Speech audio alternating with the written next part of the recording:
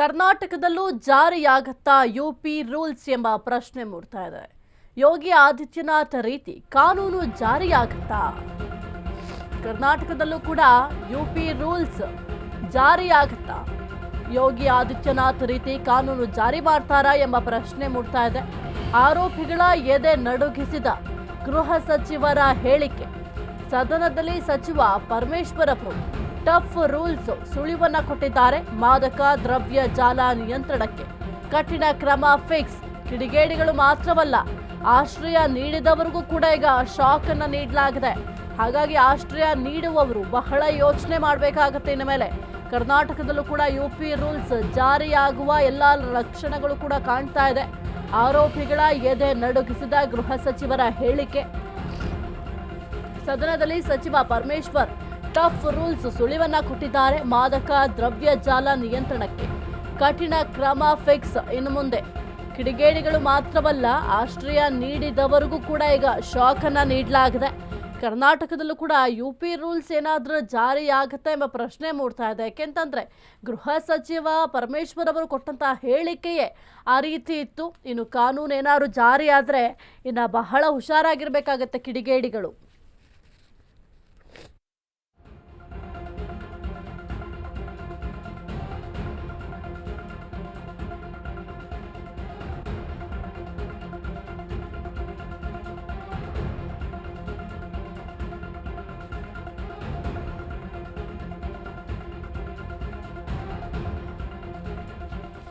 ಇನ್ನು ಆರೋಪಿಗಳ ಎದೆ ನಡುಗಿಸುವ ಹೇಳಿಕೆಯನ್ನು ಗೃಹ ಸಚಿವರು ಕೊಟ್ಟಿದ್ದಾರೆ.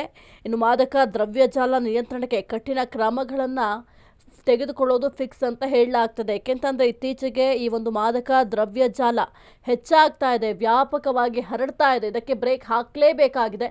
ಹಾಗಾಗಿ ಇದರ ವಿರುದ್ಧ ಕೆಲವೊಂದಿಷ್ಟು ಕಠಿಣ ಕ್ರಮವನ್ನು ಜರುಗಿಸಬೇಕಾಗುತ್ತೆ. ಈಗ ಏನು ಹಿಂದೆ ರೂಲ್ಸ್ಗಳಿತ್ತು ಅದಕ್ಕಿಂತ ಸ್ವಲ್ಪ ರೂಲ್ಸ್ಗಳನ್ನು ಟಫ್ ಮಾಡಬೇಕಾಗುತ್ತೆ. ಆಗ ಈ ರೀತಿಯ ಈ ಒಂದು ಜಾಲ ಆಕ್ಟಿವ್ ಆಗೋದಿಲ್ಲ, ಜೊತೆಗೆ ವ್ಯಾಪಿಸೋದಿಲ್ಲ. ಹಾಗಾಗಿ ಗೃಹ ಸಚಿವರಾಗಿರುವಂತಹ ಪರಮೇಶ್ವರ್ ಅವರು ಈ ಒಂದು ವಿಚಾರಕ್ಕೆ ಕುರಿತಂತೆ ಹೇಳಿಕೆ ಕೊಟ್ಟಿದ್ದಾರೆ.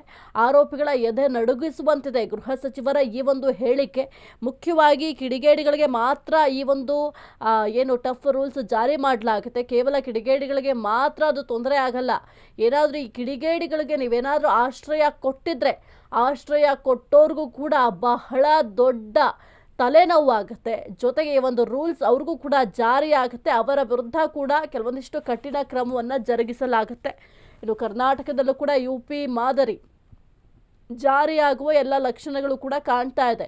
ಯೋಗಿ ಆದಿತ್ಯನಾಥ್ ಅವರನ್ನ ಫಾಲೋ ಮಾಡ್ತಾ ಇದ್ದಾರೆ ಗೃಹ ಸಚಿವರು ಎಂಬ ಪ್ರಶ್ನೆ ಕೂಡ ಮೂಡ್ತಾ ಇರುವಂಥದ್ದು. ಯಾಕೆಂತಂದರೆ ಈಗ ಉತ್ತರ ಪ್ರದೇಶದಲ್ಲಿ ಏನು ರೂಲ್ಸ್ ಮಾಡಲಾಗಿದೆ ಅದೇ ರೂಲ್ಸನ್ನು ಇಲ್ಲೂ ಕೂಡ ಜಾರಿ ಮಾಡಲಿಕ್ಕೆ ಪ್ಲಾನ್ ಮಾಡ್ತಾ ಇದ್ದಾರೆ ಎಂಬ ಪ್ರಶ್ನೆ ಕೂಡ ಮೂಡ್ತಾ ಇದೆ. ಇನ್ನು ಈ ಒಂದು ಮಾದಕ ದ್ರವ್ಯ ಜಾಲ ಏನಿದೆ ಬಹಳ ವ್ಯಾಪಕವಾಗಿ ಹರಡ್ತಾ ಇದೆ. ಕಠಿಣ ಕ್ರಮವನ್ನು ತೆಗೆದುಕೊಳ್ಳಲೇಬೇಕು. ಈ ಒಂದು ಮಾದಕ ದ್ರವ್ಯ ಜಾಲಕ್ಕೆ ಬ್ರೇಕ್ ಹಾಕಬೇಕು ಅಂತಂದರೆ ಕೆಲವೊಂದಿಷ್ಟು ಟಫ್ ರೂಲ್ಸನ್ನು ಜಾರಿ ಮಾಡಬೇಕಾಗತ್ತೆ. ಟಫ್ ರೂಲ್ಸ್ ಜಾರಿ ಮಾಡುವ ಸುಳಿವನ್ನು ಸದ್ಯಕ್ಕೆ ಗೃಹ ಸಚಿವರಾಗಿರುವಂತಹ ಪರಮೇಶ್ವರ್ ಅವರು ಕೊಟ್ಟಿದ್ದಾರೆ. ಕೇವಲ ಕಿಡಿಗೇಡಿಗಳಿಗೆ ಮಾತ್ರ ಈ ಒಂದು ಟಫ್ ರೂಲ್ಸ್ನಿಂದ ತೊಂದರೆ ಆಗಲ್ಲ, ಯಾರೆಲ್ಲ ಆಶ್ರಯ ಕೊಟ್ಟಿರ್ತಾರೆ ಅವ್ರಿಗೂ ಕೂಡ ಈ ಒಂದು ಟಫ್ ರೂಲ್ಸಿಂದ ತೊಂದರೆ ಆಗೋದು ಕಟ್ಟಿಟ್ಟ ಬುತ್ತಿ.